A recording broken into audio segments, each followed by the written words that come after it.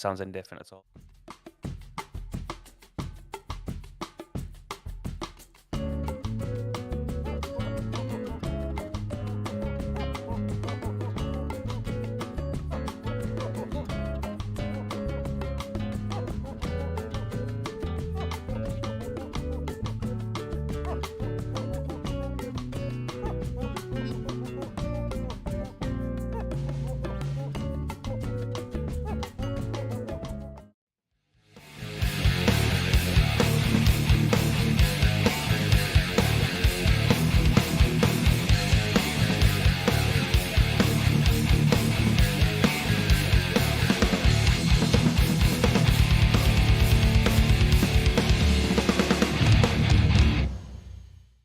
Hello, everybody. Welcome to the Hot Pole Podcast. I'm your host, Adam Steele, and joining me, as always, is Mr. Liam Wright. Hello. Hello. Hello. How are Look. you? Ooh, shiny lights. Look, Shiny my lights. And shiny lights for me too.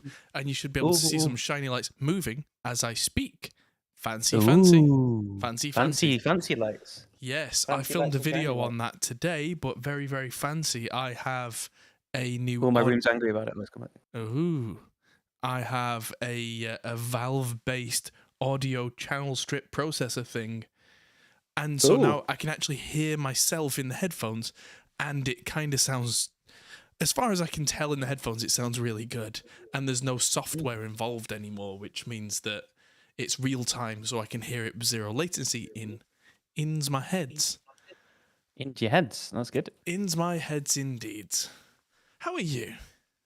Yeah, I'm fine. Busy.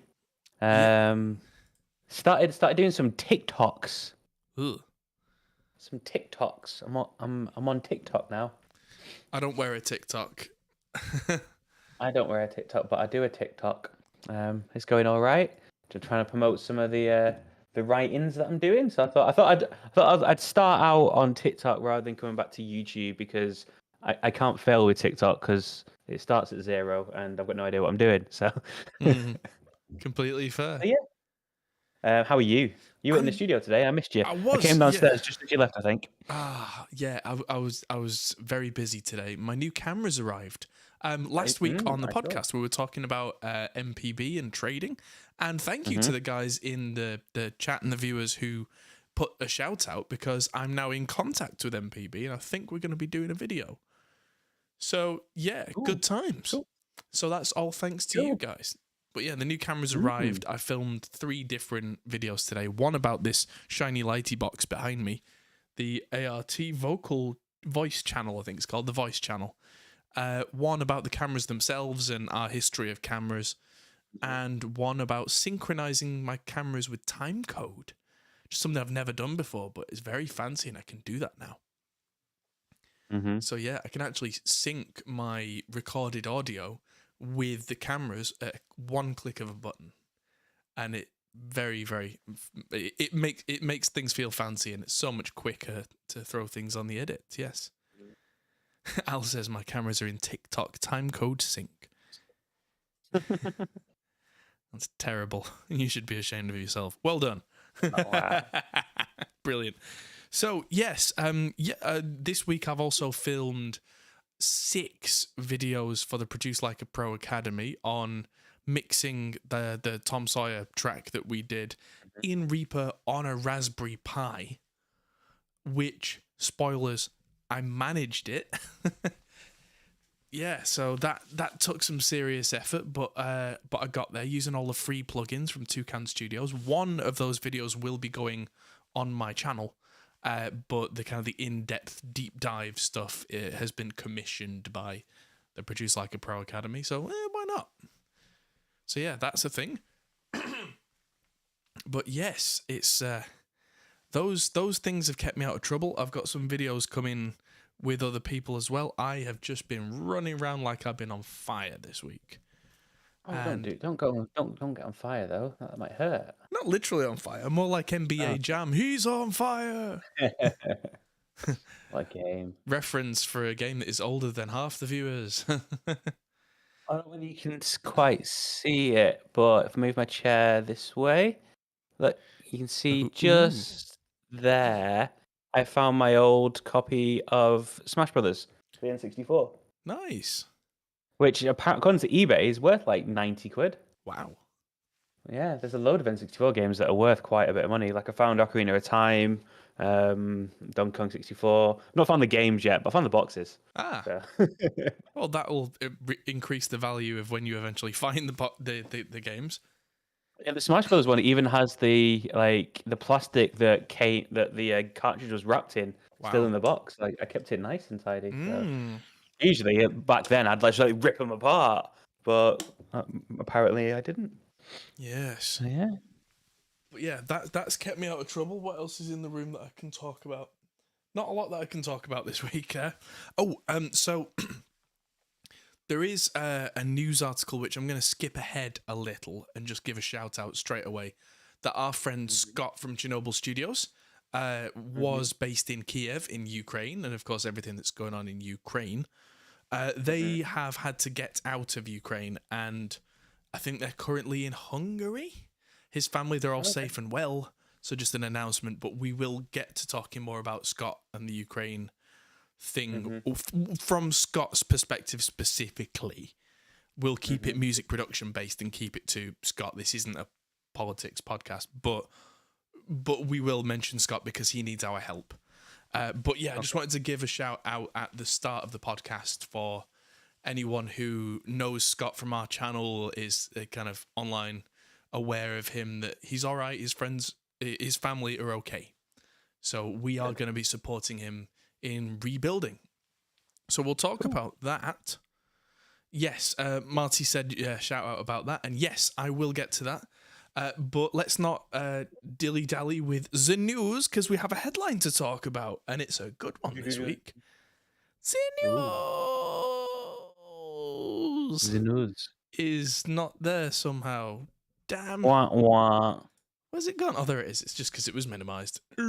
So, our headline, the new iPad Air, the M1 Ultra, and the Mac Studio at the Apple event. Oh, yes, the Mac Studio. We were talking about this the other night. We were indeed. So the Mac Studio and the M1 Ultra, so the Ultra Mac Studio. That's what really caught my attention. Now, before I say anything on the topic of Macs, anyone who hasn't watched the podcast for a long time, just to bring you up to speed, I have been a PC user at home and at the studio for many, many years. And I have been quite heavily critical of Apple on many occasions. So just to get that out there before we begin, this new design looks awesome.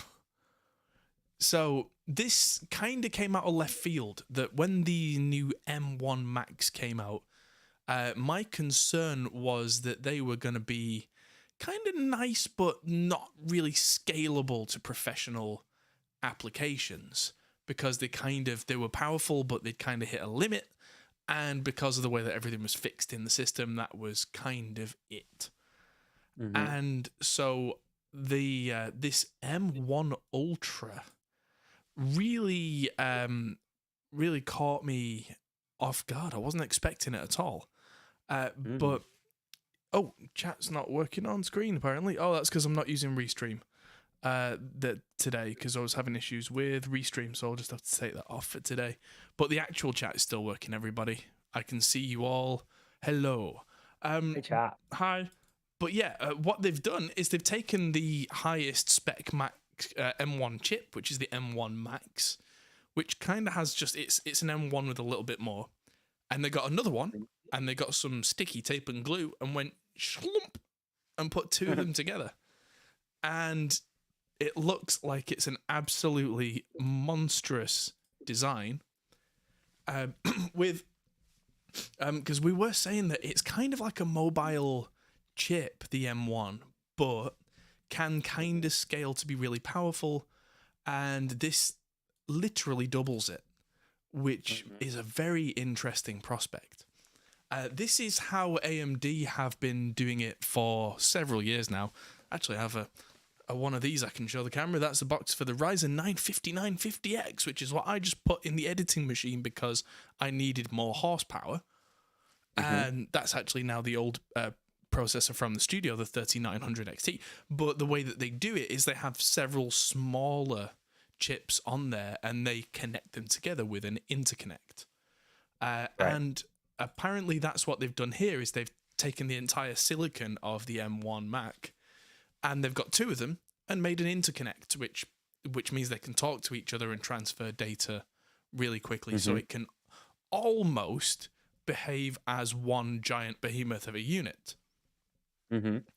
And so also that means that the way that Apple have done this, because everything's proprietary to them, they can take advantage of that this time round. Again, in times gone by, I've been quite critical of companies using proprietary hardware, but I think that this time they've kind of used that well. That they've made it so that they've designed it from the ground up to have this really fast interconnect. They've called it Ultra Fusion, which it's a marketing term.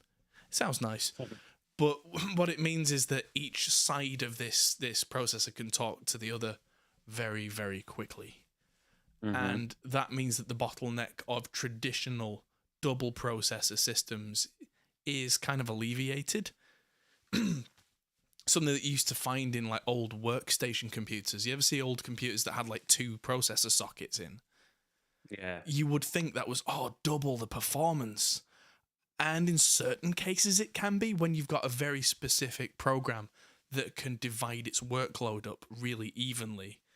But a lot of the time, it didn't really help, because if you needed something like a game, for instance, a game needs all the stuff to happen now. And if you've got two processors and one's dealing with something that needs to be done now and the other processor needs to talk to it, it takes a very long time, processor-wise, for them to actually communicate with each other and pass data in between, traditionally. But yeah, a really good, really fast interconnect seems to have sorted that out. So it looks like Apple have been taking cues from AMD. And actually now I think Intel are doing some of this as well in the new generations. And they're not copying what they're doing, but they're taking cues from the design architecture ideas, I think, and going, yes, we should do that. And they've just absolutely slammed it. So yeah, apparently it's got a fairly powerful onboard GPU, the 32-core neural engine, whatever that means. It's like tensor cores. It's like it's the AI stuff. Yeah, like it will take. So like with things, I was reading up on it. When things like Lightroom and stuff now do a lot of like facial recognition when you import in libraries, right. it offloads all of that to the neural engine. So the rest of the computer is still able to do what it needs to do. Yes. And they're optimized for doing those sorts of tasks. So now I suppose it's up to the program developers to take advantage of that. But if they do, I think so. Yeah, I think so. So this is probably or maybe it's just a type of task. Maybe they can do it intelligently. I didn't read enough on it to know, but that would be interesting if they can. I mean, to me, something like the neural engine stuff seems like it would make more sense in the short term for the mobile platform stuff, because all the stuff like the facial recognition off the cameras and AR stuff and all that kind of thing would really benefit from that. And it is the same architecture across the new iPads, and I'm going to guess that this architecture is going to make its way into the phones over the next couple of years as well. But I'm guessing, I mean, I've not used FaceTime on a Mac recently, but I imagine you can do all the face tracking on your Mac as well in the same way that you can on your phone. So yeah, you're probably absolutely right. I mean, if it's the same architecture, it would be silly of them not to allow you to do that. That makes sense. But yeah, what really caught my eye was this Mac Studio, which is kind of in the shape of a Mac Mini, but it's a bit taller. It has ports. It has ports. Yes, it has lots of ports. That is more important than it sounds. So, well, it was the new iMacs where you're basically paying for extra USB ports. I think the bottom one comes with one or something, doesn't it? Yeah. And if you want more, you've got to pay like an extra 500 quid for like 100 gig extra SSD and another USB spot. Yeah, and what caught my attention especially was there are two models. the M1 Max and the M1 Ultra, which is kind of the single processor and double processor versions, which cost $2,000 and $4,000 respectively. And $4,000 is a lot of money for a computer. It is, no matter how you slice it. I don't think I've ever paid that much money for a computer. I'm quite happily in the PC camp, even though I've spent a fair amount of money on workstations that I use for my day job. But I know people who've bought the last generation of Mac Pros, the big fat cheese grater things, and spent over $10,000, $15,000 on these things. And like the afterburner cards where they spent thousands of dollars on this slotting card that could decode ProRes like that, and now they're telling us that this M1 Ultra chip can decode, what was it, 18 streams of 8K ProRes at once. That's insane. That's absolutely insane. So yeah, I mean, I'm probably never going to have 18 streams of 8K ProRes going on at once.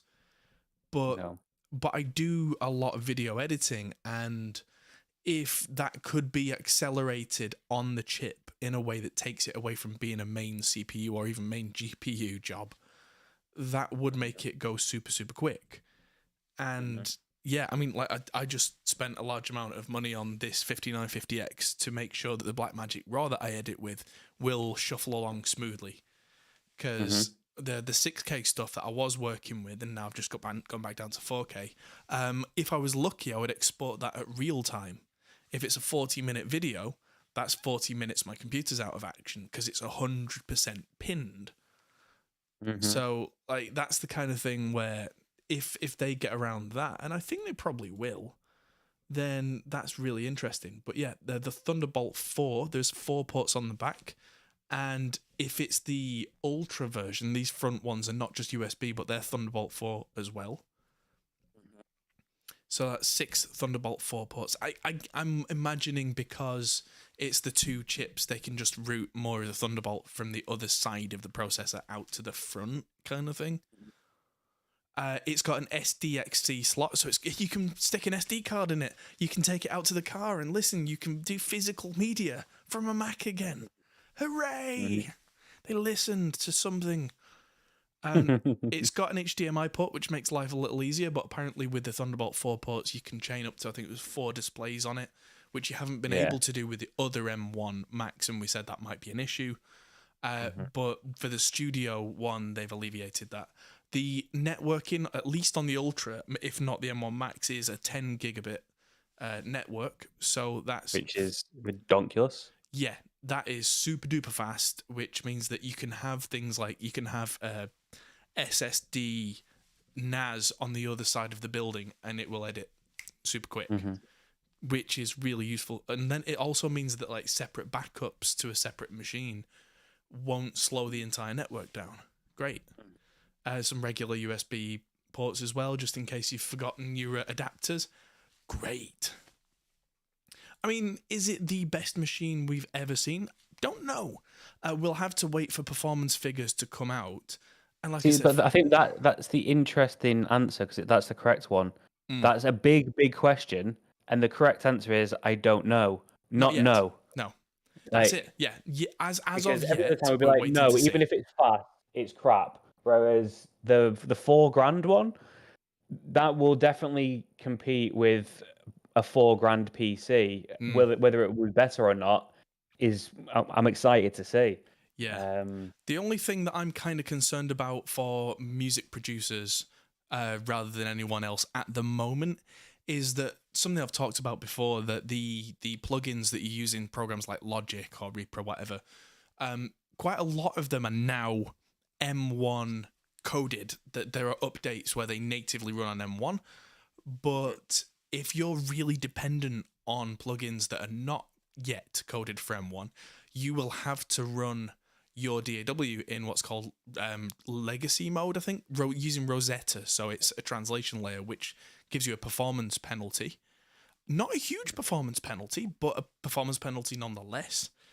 And because then you have to, because if you've got one plugin you need that doesn't work on M1, you need to run the whole thing currently in Rosetta mode. Although I do wonder if guys like Blue Cat, because Blue Cat plugins, Guillaume from Blue Cat makes a plugin called Patchwork. Patchwork is great. Patchwork, I heard this week about someone using Patchwork in OBS, so they could load in really weird and wonderful formats of VSTs and plugins that OBS doesn't support. Right. And it would just run them inside of Patchwork. Okay. So if you go, oh, it doesn't work here. Well, actually, now it does. So that could be, if that's not already out, that could be out soon if there's an update. I only emailed Guillaume from Blue Cat yesterday, so I'll ask him that. I'll try and catch up on that and see if that's something that's in the works. But more and more large plugin developers have now got over the hurdle of M1 support. I know Waves have. I think Slate are close, if not done. Who else? There was Sound Toys, I think, are done. So the barriers are now dropping, like I kind of guessed they would, but that's the problem with being an early adopter of new hardware, is that the software is not ready yet. Whereas we're now kind of at that cusp where I think this is timed well. Greg Wolf, isn't Rosetta a Russian company? What's that got to do with anything? Rosetta is a software made by Apple.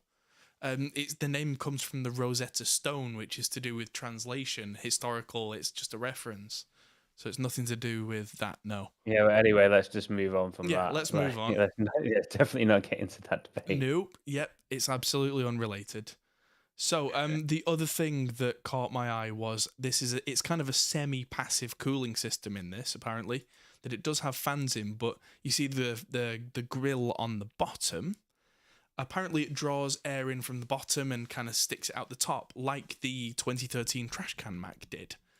But with a new improved design that doesn't look like a kind of a waste paper basket that's usually in the little boys' room.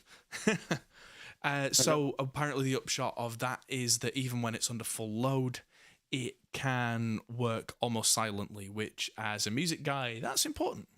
We don't want a hairdryer going off in the corner while we're trying to work. So, yeah. I'll be interested to see how many producers jump on this Mac Studio bandwagon. So, yeah, there you go. Moving on. This is what I wanted to talk about earlier on, is that our good friend Scott Elliott from Chernobyl Studios, he is an American, but he has spent several years living with his wife and young daughter in Ukraine, in Kiev. And they were fine there with everything that's been going on, and it got worse, and they had to go.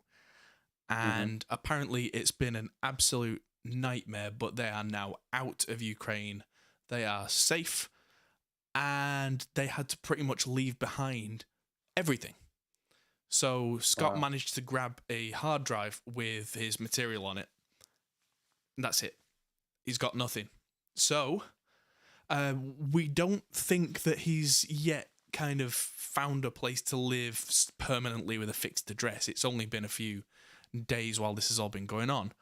But when he does find somewhere to settle down, apparently it's going to be it's just not happening, basically getting back to Ukraine, because it could take forever. We don't know how that's going to go. We don't know how long it's going to take.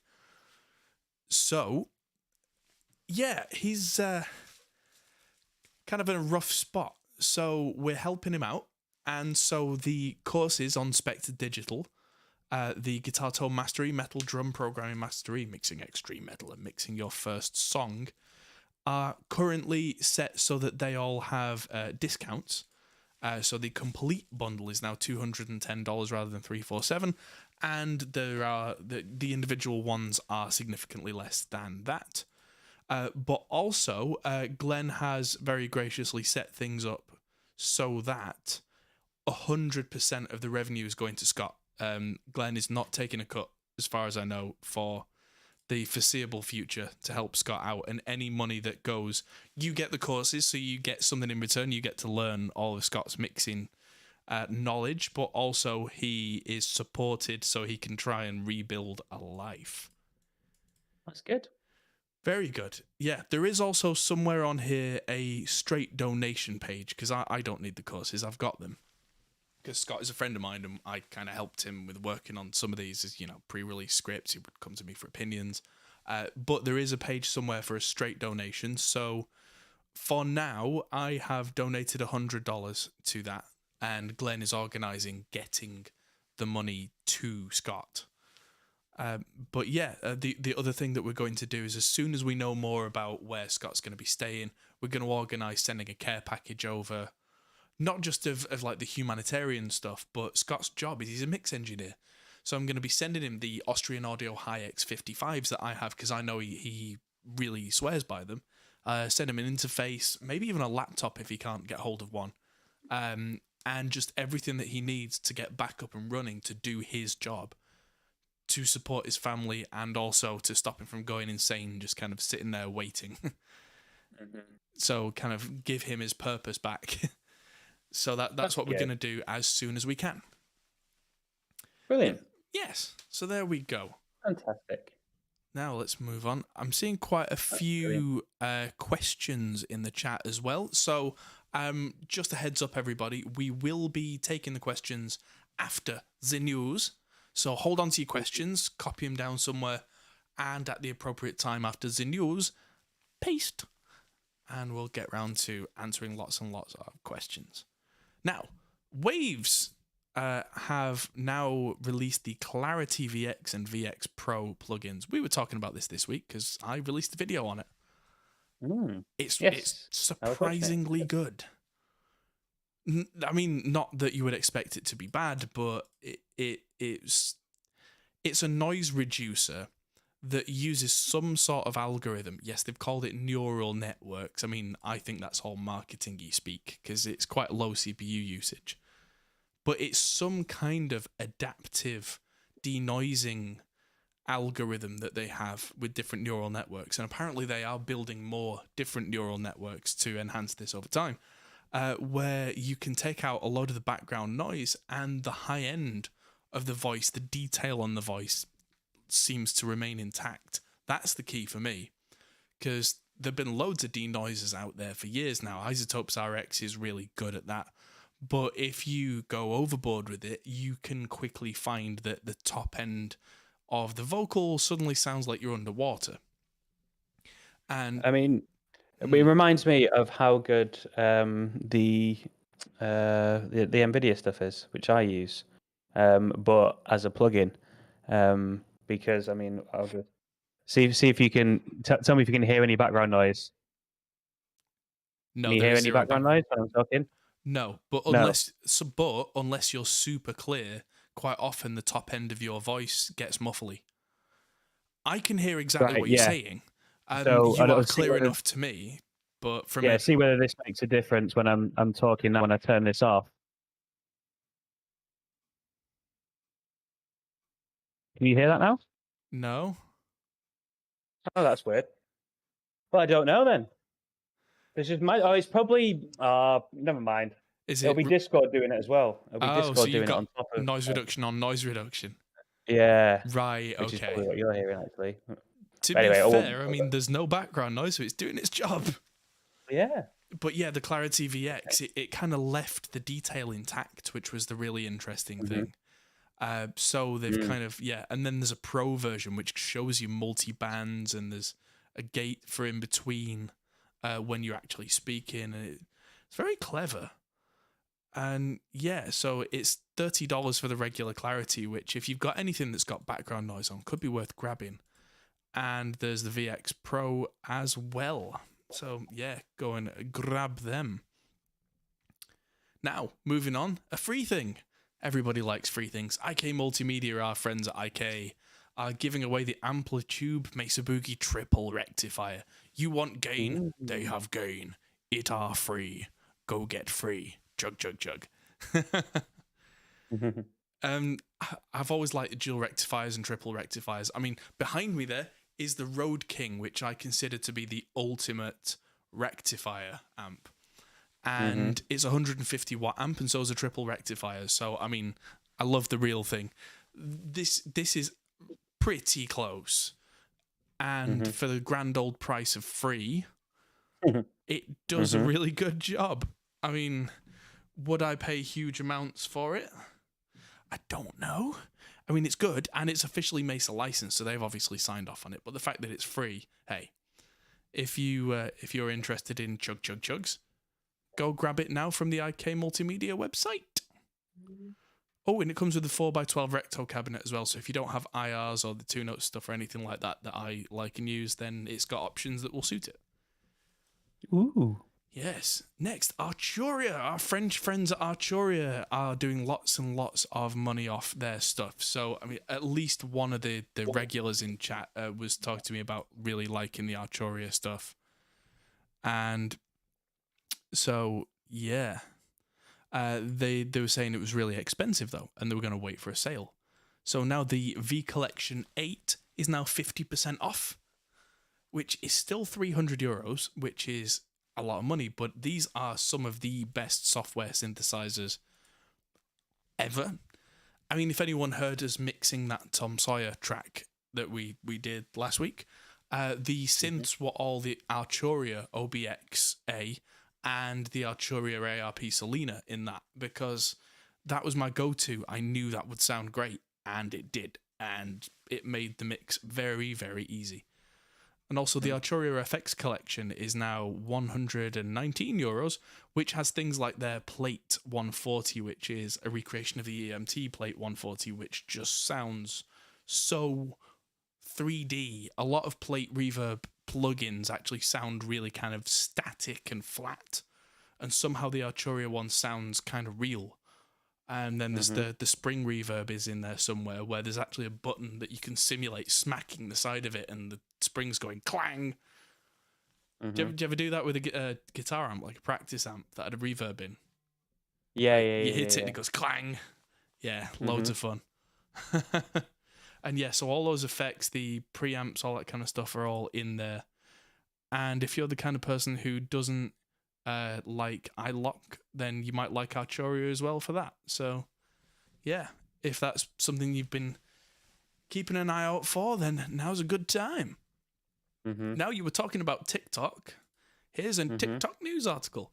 TikTok launches Sound On, a new music distribution platform. So this is following on from last week's stuff talking about Bandcamp being bought by Epic. Yep.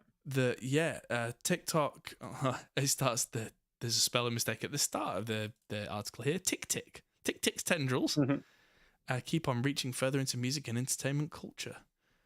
So yeah, the parent organization ByteDance, so it includes Rezo, CapCut, and now Sound On. So artists using the distribution services retain all rights and royalties and receive 100% of royalties indefinitely, and costs 10% share after the first year on non-ByteDance platforms.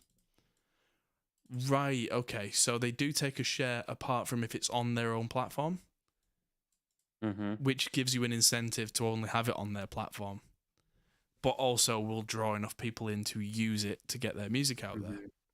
Yeah. Interesting. But yeah, it'll give a way to get your music out there, probably get some kind of revenue off that as well. And so if you're dreaming of becoming a TikTok star, or you already are a TikTok star and you make your own music for that, that would probably make it a lot easier to sort out revenue from your music being used on TikToks. There you go. It's already time. It's time. What's it time for? Oh, Behringer Corner. Yes. So, Behringer Model 15, a semi-modular synth with grandmother style. It's got doilies and net curtains. Grandmother style. No, it's more like the Moog Grandmother, which is a kind of a small version of their old modular synths. So it's kind of a copy, but we've been hearing about this coming out for a while, some rumors flying around. And yeah, so it's got audio out, MIDI in and out, but also separately MIDI control in. That's interesting. Oh no, so MIDI out. MIDI out is on the back and MIDI in is on the front. It's got USB as well, so it's the typical Behringer kind of, we like to make the synth. Yeah, so it's, I wonder if they've not already made the 35 and 55 style synths, which are kind of the Moog series of modulars. Then maybe they'll do that. But for $299, I mean, hey. Genuine simulated walnut grain, says Poo Ninja. Hello, Poo Ninja. Yeah, 4 waveforms, dual oscillators. So this is pretty powerful, actually. It's kind of almost like a mini Moog with more holes and less keys. And there's a lot going on there. I kind of like the look of it. There's a lot going on. Yeah. And you can rewire the hingeding to the fungal flange. And keyboard people know exactly what they mean when they talk about that stuff. And I just smile and nod and go, keyboard make whoop whoop. Because, yeah, the modular thing, as I say every week, it scares me. But you can get some crazy results. Now, last but not least, Behringer keeps the synth tease machine rolling. We do love a good tease. So there's all sorts of photos recently. Mini synth, the SH5 rolling SH5 clone, updates to the controller sequencer thing that they've got. So yes, Behringer shared a photo or two of their copy of the Roland synth, which it looks fairly faithful to the original Roland synth. And then there's the pictures of the OBX in action, which I would quite like one of those because I do like the real OBX. And then, yeah, proposed update to the old MIDI controller, the BCR 2000, which I never liked personally, but there are like dance and electronic artists who used these a lot more than I would have. They did make a fader version, which, because it's not motorized, I looked at it and went, nah, I'm good. But this looks, because it's rotary encoders that light up, that could be a lot more useful for electronic guys because it doesn't need to physically move, where faders kind of need to be in the right place to make any sort of sense. Encoders don't. And that could make it so much easier. And apparently they've been playing around with changing little things. Like these mini synths, looks like they've replaced micro USB with USB-C connections. Thank goodness for that, because micro USB is the scourge of the universe and must die. Yeah. USB-C, I mean, it's a confusing standard USB-C, but generally if you can find a cable and try and jam it in, it should go in.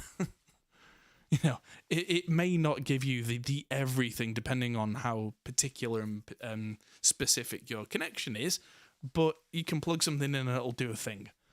And USB-C, I like for that. And I don't think I've ever broken a USB-C cable, whereas I've broken a lot of micro USBs. Yeah, I mean, I don't want to jinx it. I'm going to break USB-C cables at some point. It's going to happen. Yeah. But so far, my track record with micro USBs is significantly worse. They are just flimsy. And thank you, Al, for the $3 super chat there, by the way. That's massively appreciated, as always. Ooh. And if I do end up making a second donation to Scott, that may well get rolled into that. But for now, thank you. Thank you very much, Al. That is massively appreciated. And that is the end of Behringer. No. End of the Behringer Corner, yes. But I've got a news article for you. Oh. Which is very much a damp squid, because I saw it today because it's on the site that I'm currently writing for. Is it a wet octopus? But LimeWire's back. Oh, good grief. That doesn't sound good. No. LimeWire's coming back as an NFT marketplace. Oh, no. Why? Oh, no. It's like, why? It's not LimeWire then, is it? No. That is very much... How is, okay, right. So I can understand blockchain, decentralized, peer-to-peer transfers, sharing, that's decentralized. So yeah, okay, maybe we could use blockchain and LimeWire together. All right, just to send NFTs across to each other in a non-peer-to-peer way. No, Hmm. no, that's got nothing to do with what LimeWire was. Why are you just using the name? Yeah. Do you remember? I can't really say, but there was a very famous old computer company that contacted us once about doing some work for them on the new 6G network that they were releasing. And it turned out it was just some guy had bought the old factory that had shut down and was still using the name. Like, there's some really dodgy stuff that goes on with people buying out stuff that's not going anymore. And this just seems a prime example of it. Oh boy. Like, Yes. why? Why indeed? Here's a good example of what I won't be doing. Yeah. Like I'm not like against NFTs. I think it's going to be great, but this is the exact sort of thing that's just ruining, like slowing it down, setting it back 5-10 years Yeah. I think we've of what it talked can about this be. off air before, where I think the upshot of what we came to was NFTs as they stand are kind of terrible, but the idea of what you can do with them is great. It's just not being done yet. No, I mean it is being done. It's just not. They're not the sexy news articles. The sexy news articles are JPEG gets sold for $70 million. That's the Yeah. sexy news article that people want to read. Mm. The actual cool stuff, like Gary V's NFTs, have made him something like $300 million, and his all have real world value. Like Hmm. all of his NFTs give you access to VaynerCon for the next 3 years. So it's actually Ah. just a ticket as well as having artwork. A lot of them give you access to like calls with him or mentorship and stuff. There's real world rewards for owning them, but that's all too sensible to write about. Yeah. So Just hold the phone, everybody. Scott from Chernobyl Studios is in chat. Hello, Scott. hi Scott. Hope you Hello. hope you're actually doing okay. We've been talking about you. Is that why your ears are burning?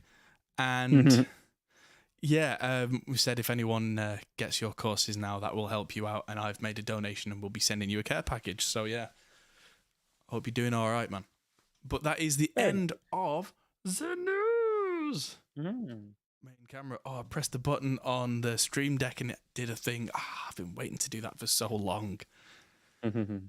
Yeah, by the way, that's another thing I'm changing. I'm replacing this boom arm because it annoys the hell out of me.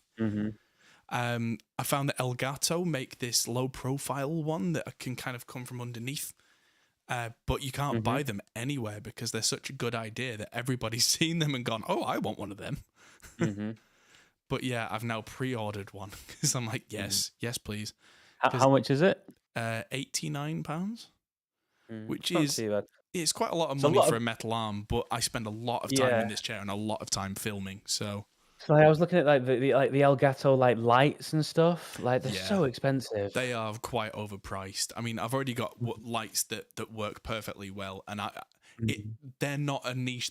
They're not a need that I need filled, but there's nobody else that I know of that's doing the low profile style arms. So I didn't buy it because it was Elgato. I bought it because, I mean, I've got 3 screens in front of me here. And when I'm doing a live mixing stream, I've got this one with the mix, I've got this one with the stats, and I've got this one with the chat and OBS. And I've got this big thing in my face. And when I'm doing a 3 to 5 hour stream, that gets to be a lot after a while. But yeah, if I can flip this whole thing around and get it all out of my face, yes, that'll be good. Oh, Danny says, how soon are our NFTs going on the site? The non-fictional tea holders, otherwise known as mugs. Because we have them. Neither me or Adam have sorted out the postage yet. Still, like one of us just needs to do it, and we both keep forgetting until we're on the podcast and going, "Oh yeah, we need to do that." Yeah, we just need to work out a postage solution, and once that's sorted, out they go. But yes, the tea holders will be on the website, available as merchandise as soon as we get round to it. And yes, one more thing on the Scott situation, that Henning did say if Scott wants to come and stay with him, he's actually got a full house he can lend to Scott because that's what Henning's like. But there you go, that would be awesome. And then he'd have all the gear he could possibly ever need just next door. That would be epic, because I mean, when you've relocated with nothing, why not? Yeah, absolutely. I mean, Henning's offering, why not? But I mean, I'd like to live next door to Henning. But over the several years, we've built up a large collection of equipment, right? I walk into Henning's place and I go, oh my word, this is like a guitar shop. All the stuff, all the gear. So yeah, there you go. But yes, questions are now coming in. Question from Eric Torres. For live use of a Reaper and a laptop during a show, what is a good config? And what's the most important? Right. Eric, and anybody worrying about specs, stop. The minimum requirements for a solid recording with Reaper are this: a computer and maybe an interface. That's it. Reaper has the lowest need of any computer software I think I've ever seen. Like, in all seriousness, I filmed a 6-part series this week with this, which is a Raspberry Pi 400, less than $100 for one of these, and I mixed the entire song on this. You can record onto the SD card on this with 30 plus channels of audio, and it doesn't care. You can record onto a USB stick, and it's fine. That thing has 1 gigabyte of RAM, I think, maybe 2. Actually, this one might have 4, but the Raspberry Pi 3 that I had 1 gigabyte of RAM, and that didn't care. The amount of RAM doesn't matter. As long as the software opens, you're good. CPU speed, just for recording live, doesn't matter, because all it's taking is just some audio streams from your interface and just writing them to a hard drive. Done. You only start getting into the need for like high CPU if you're using not only really complicated plugins and really complicated mix chains, but also doing it in low latency.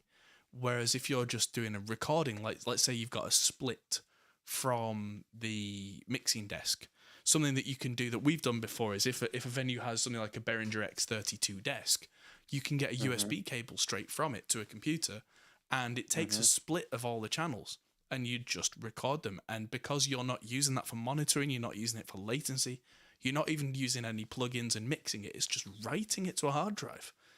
It could be anything at all.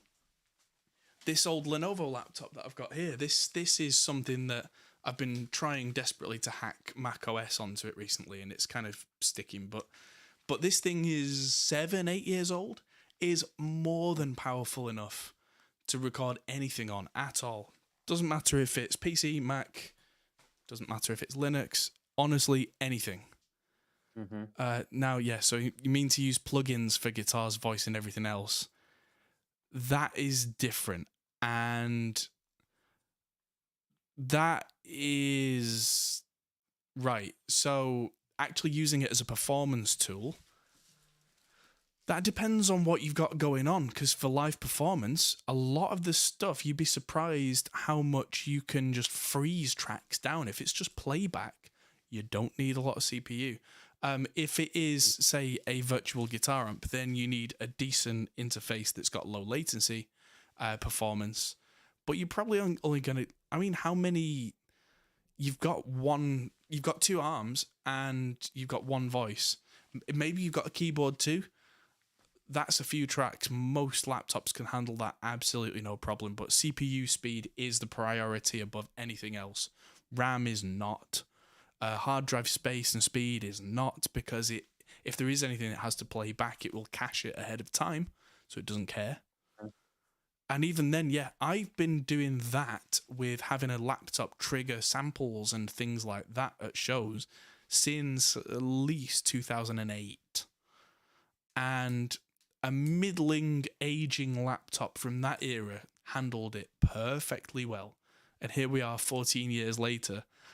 Pretty much any computer you can grab will be fine, honestly. So yeah.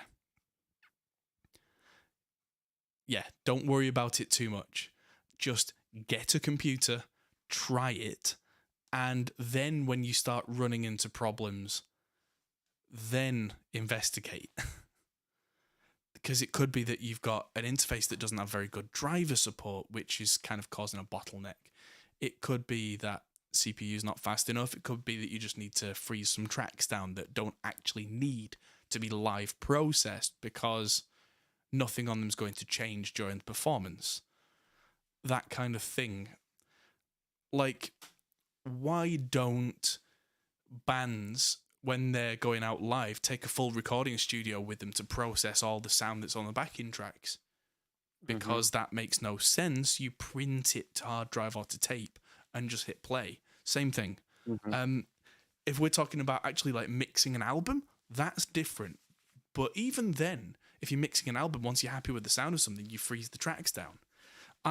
Using this Raspberry Pi, like I said, $100, I live on stream mixed an entire song, and I had to freeze 3 tom tracks out of the entire mix. That was it. And if you can do that on something that's $100, you know, yeah, don't overly worry about it. So there you go. Yeah, Mike DeCamp says he remembers my eBay build that ran Reaper for less than $150, and that was what? Almost 1 million people at this point, which amazes me, have seen the Reaper 101 video, and in that video, I'm using that $150 laptop to do everything, and it doesn't bat an eyelid. It's absolutely fine with it's only when we get to like full mixes with nothing frozen down, which is what I need to do, because I need on a live stream for people to see the results with no waiting. But this is what I do for a living, so for me it's kind of, I spend some extra money because I can justify it because it's my job. You know, when it's not something that, you know, if it's not something that is part of a working system, you know, if it's just something like that, don't worry about it.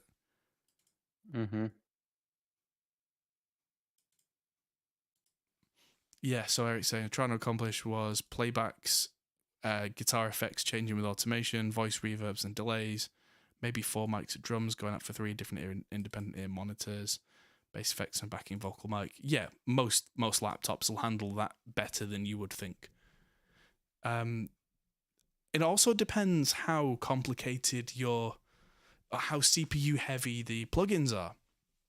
Some plugins are very CPU light, some of them are very CPU heavy. Don't use ones that are CPU heavy if you can't afford the computer that runs them.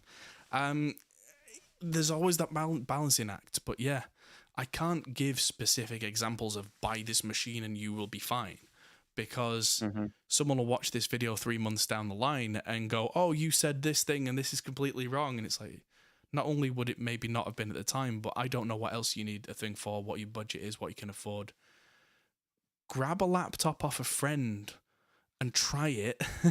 Save your project so you can move the project across other computers.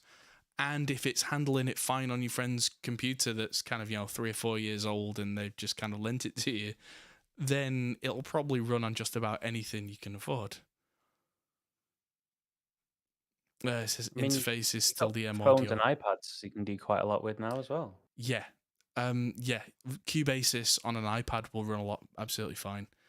Interface is still DM Audio Fast Track Pro. Yeah, ditch that.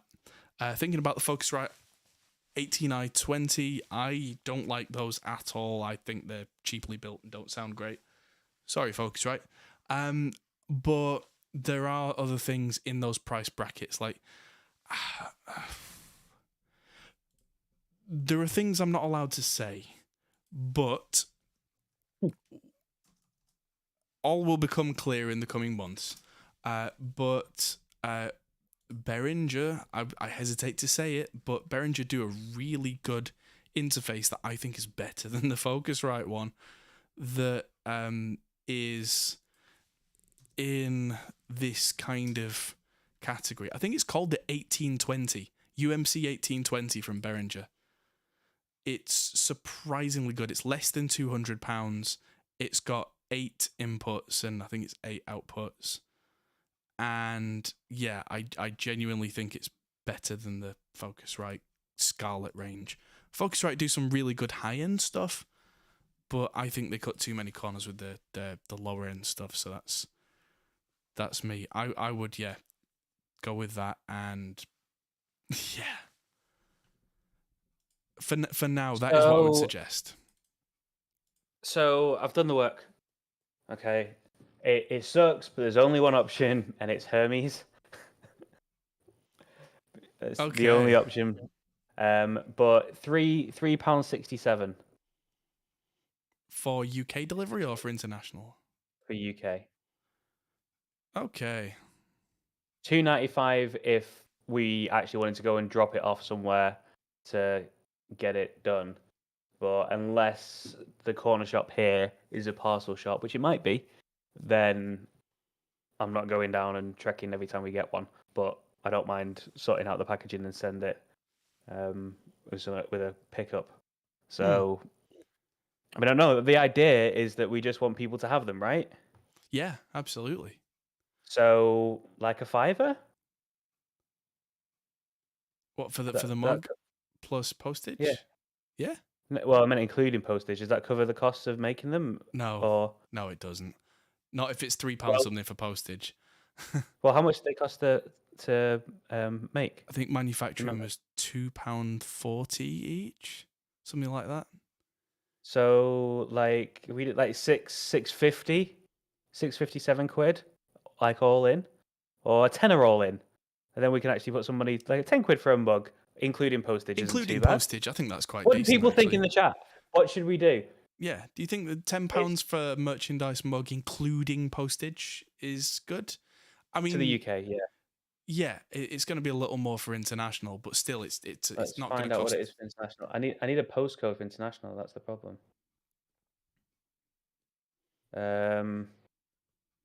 New camp. I was going to say for US, just go with Beverly Hills 90210. There you go, Barcelona. Barcelona.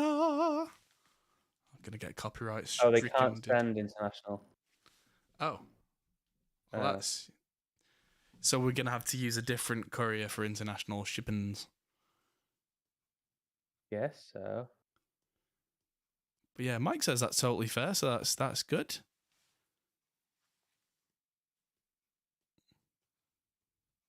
That's 1 out of 1. From Great Britain to United States. It's Beverly Hills 90210.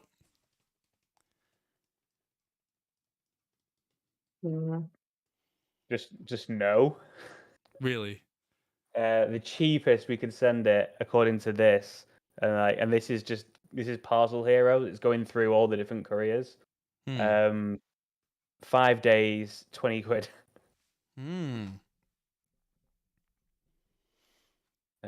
Spain. Let's try Spain. Van Dien says, have you seen the Audient interface changes on their website? Sounded like pre's converters and USB-C connectivity. Well, that's the Mark II stuff. That's what I'm using right now is the ID14 Mark II, which has the spec upgrade bumps and the USB-C and everything. Yeah. Let's just have another quick look on the website, because... Yeah. So there's Norsk. Yeah, so the things that have been upgraded on the Audient website are the new Mark II versions, which are subtle, small upgrades. Mike says you could dual manufacture in the US, but then I'd have to pay to get another several made. We already have them. They're made. We have them. They exist. Yeah, we're not expecting to sell loads of them. It's just a bit of fun. Right, so it looks like it's going to be, and it just is what it is. It'll be a tenner if in the UK, including postage. We could probably do them for 15 in Europe. We make less money, but like people can have them because £13 delivery. £13 in Europe, and then it's like what, 30 quid if you want one in America, and we'll send you 2. I mean, hey, if it's that That makes sense. Or Yeah, maybe cause I can do that in WooCommerce. We could make it so it's like a minimum order for you in the States to make it worth your while. yeah. I mean, I'm not against sending 2 mugs, so you can have one for home and one for the office. Or just you have to give one to a friend. It's a pay it forward mug to spread the word of Hot Pole. Yes. I mean, we'll see what we can do, because, again, it's not supposed to be a massive money-making thing. But, yeah, if it costs an absolute arm and a leg to send a mug, then, Chris, late to the party. One thing is, like, you can put the option there. If people want to do it, they can do it. If they don't, they can get their own printed from somewhere in the US. That's fine. Like, no one's forcing anyone to buy one, are they? And we can literally put in the description, we know this is stupidly expensive. We're not going to complain if you get one printed yourself. As long as you take a photo of it and share it on social media. Absolutely. But yeah, one last question, Mark. Is any news on the MIDI Ethernet interfaces? I don't know what you mean. MIDI Ethernet interfaces. That I've got things that are like Cat5 audio. I've got things that are MIDI. I've got things that are wireless MIDI. I've got interfaces. I don't know if I combine all of them in one. Sounds like the turducken of the music industry. Poonin just says, yeah, one's for advertising and one's to keep. But yeah, that reminds me, I need to get myself another mug. I've been kind of wearing mine down because I use mine to drink my coffee many times a day. I only actually opened one for myself because that's all I need, but I use it a lot. Coffee keeps me going. I filmed 3 more videos today. I was saying in the chat earlier, I filmed one about my new cameras, one about using time code, and one about this shiny light box behind me, the ART voice channel, which is making my voice sound like this with 0 latency. And yes, like Poonin just said, official hot pole cups do make any beverage taste better. Guaranteed. Except milk. Except milk. Milk was a bad choice. So yes, thank you everybody for tuning in. I'm now going to go away and edit yet more videos before the day is done. As you can see, I've not grabbed my customary old-fashioned cocktail because I've got lots of work on. But yeah, more should be with you very shortly. And another video from the British Boutique Guitar Festival will be with you tomorrow. Hopefully I'll be able to edit one of the videos that I filmed for Monday. And that means that we'll then have stuff, and I'll be filming lots and lots and lots. I'm seeing Brown tomorrow to film more stuff with him. And yeah, hopefully filming more in the studio on Monday, and then cleaning out the storeroom on Tuesday. Oh, yeah, that's going to be a lot of work. Yeah. But that's going to be my Tuesday workout. Woo! So yes, thank you everybody for tuning in. It's always a pleasure. I was basically been my workout for the past week. Did you see the gym? Yes, I did. I saw some stuff. And yeah, gym sorted. Yes, so yeah, we can go and angrily hit the big fluffy stick. Yeah. But yes, I might try and make use of that, Jim. Well, thank you, everybody. We'll see you all in the next video. Same time next week and videos in between. Thank you, everybody. We've been Hot Pole Studios. You've been awesome, and we'll see you later. Goodbye. Bye. Hey, everyone.